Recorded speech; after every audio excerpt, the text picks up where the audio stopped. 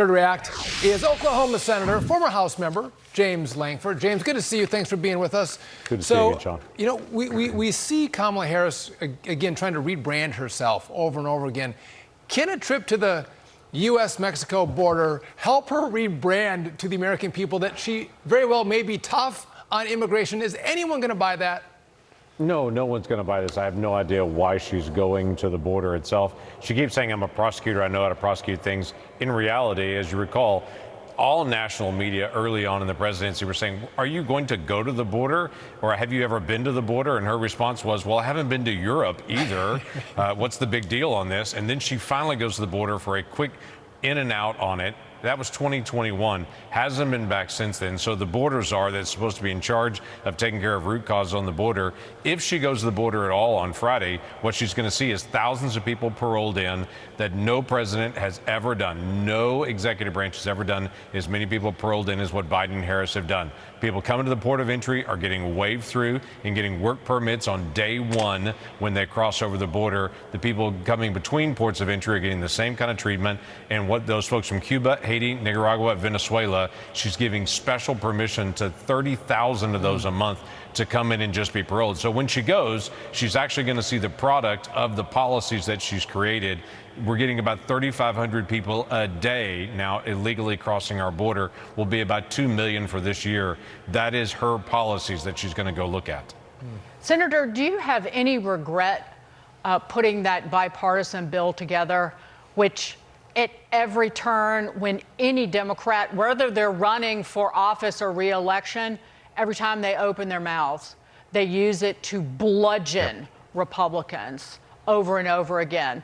And bipartisan doesn't have any meaning for the Democrats when it comes to border security. Do you regret working on that bill?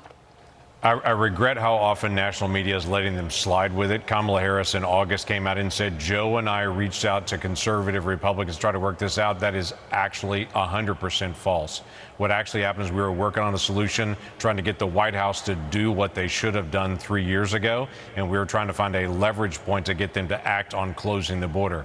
No, we have national security issues that are here. I'm willing to work with anyone that's willing to close the border to actually get as much closed as we can possibly get closed. We've had young women that have been raped and murdered in the past year that they would have been protected if we could have had an opportunity to actually close that border down. We should have closed it down in every opportunity that we had, but quite frankly, Biden and Harris have had the opportunity to not open it 3.5 years ago, but to be able to close it.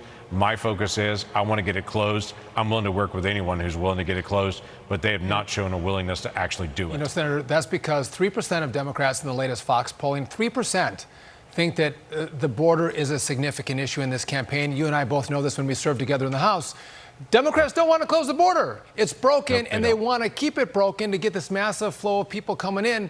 And again, I think most Americans shrug their shoulders and go, why can't you guys fix it? It's because the other side doesn't want to fix it. And I think you probably saw that on the bill you worked on, and we saw that in the House as well. And I think you need a big victory in the House, the Senate, and the White House to make a change here. But I want to move to this because Harris is leaning even further into her radical tendencies, pushing to end the Senate filibuster to bring back a national right to abortion. I've been very clear. I think we should eliminate the filibuster for Roe and get us to the point where 51 votes would be what we need to actually put back in law the protections for reproductive freedom and for the ability of every person and every woman to make decisions about their own body and not have their government tell them what to do. Senator, you are one of the greatest champions for the unborn in the Congress, and I appreciate that. Dagan does too. How do you respond to Kamala Harris's comment there? Yeah, disappointing in a million ways. Everyone needs to hear carefully what she's saying. She's saying, I am willing to blow up the structure of the United States Senate in the past 250 years to try to get my way. That's what she's saying. That's not just a signal of what she thinks about abortion.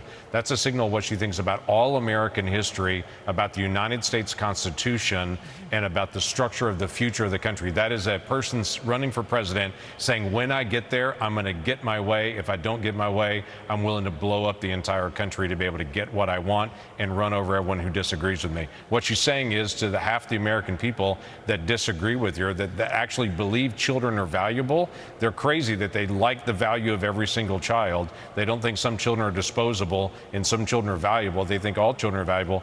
They need to hear what she's saying. She's saying, I'm going to run over them. Your opinion doesn't matter. And if she'll do that for that, imagine what else she'll do that for. No opinion counts except for hers, and she's willing to silence everyone else and do whatever it takes to do it, even if it means destroying the structure of the Senate for 250 years.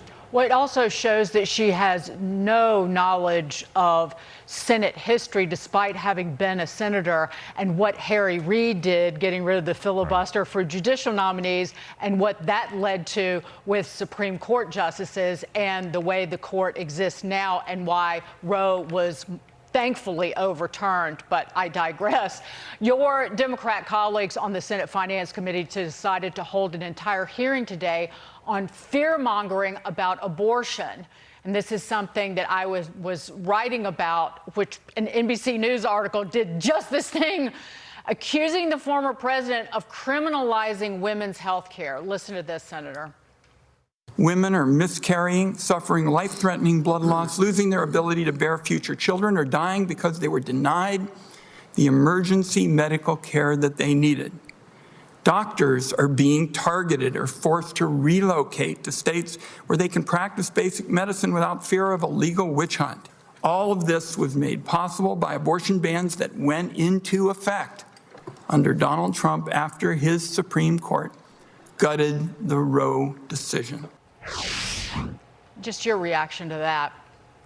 Yeah, the whole hearing was painful because there was a bunch of misinformation through the whole hearing and a bunch of rhetoric that was political rhetoric for the day. What they're trying to say to women across the country, you should be afraid. As Kamala Harris has personally said, women are being arrested for having a miscarriage. That is a flat out lie. That is not occurring. They're making women afraid across the country to go seek medical care. And that led directly to the death of a woman this past week in Georgia, who took the chemical abortion drug, which Democrats keep saying is as safe as Tylenol. And she's one of those women of many, many women that had major, major repercussions from that.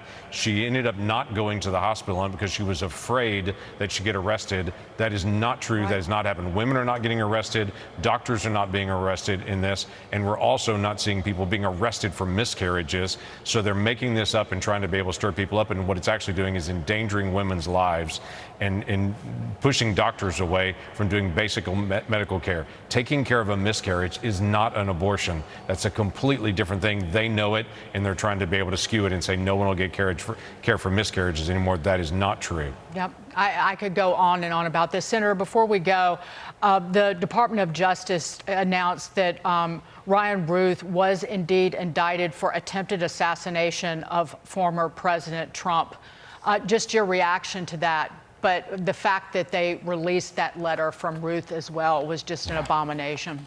Yeah, I can't believe they released that. Lots of other folks in the legal community have said, what in the world for releasing that out in the public, which basically the letter writing is saying, if I don't get the assassination done, somebody else do it. I mean, I can't believe that they would release that out and then put it in so many media sources, put it out. He clearly should be prosecuted for attempted assassination. That's what he's trying to do. I serve on the Homeland Security Committee. We're continuing to be able to call out to get Secret Service in front of our committee. Democrat senators leading that committee refuse to be able to have Secret Service come back in front of our committee as well. It is one of the problems that we have is that they'll give lip service to they want to be able to protect the president and the former president and their families, but they're not actually doing the accountability to be able to get it done. We will. There's no rule and no norm that Democrats won't break. There's no lie that they won't tell to make sure they keep power. Senator James Lankford, thanks for being with us. We appreciate it, and we love Oklahoma. Thank you for being here. Yes, we do. Good to see you all again.